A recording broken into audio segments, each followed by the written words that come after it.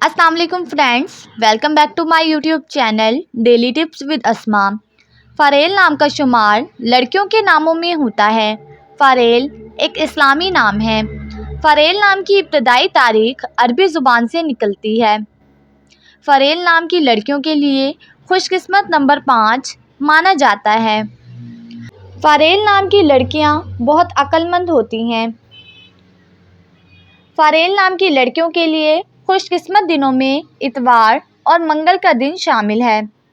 फ़ारेल नाम का मतलब है शहर का नाम, बुलंदी। फ़ारेल नाम के अफराद के लिए मुवाफिक पत्थरों में मरजान पत्थर शामिल है। फ़ारेल नाम की लड़कियों में ज़्यादातर मिलनसार लड़कियां पाई जाती हैं। फ़ारेल नाम के अफराद के लिए मुवाफिक रंगों में सुर्ख और जंगनुमा रंग शामिल है। खुशकिस्मती वाली धातों में हिंसों के हिसाब से तांबा शामिल है। फ्रेंड्स, अगर आप अपने नाम का मतलब जानना चाहते हैं तो कमेंट बॉक्स में अपना नाम लिखें। इंशाअल्लाह हम आपके नाम की वीडियो ज़रूर बनाएंगे। Thanks for watching. अल्लाह हाफिज़।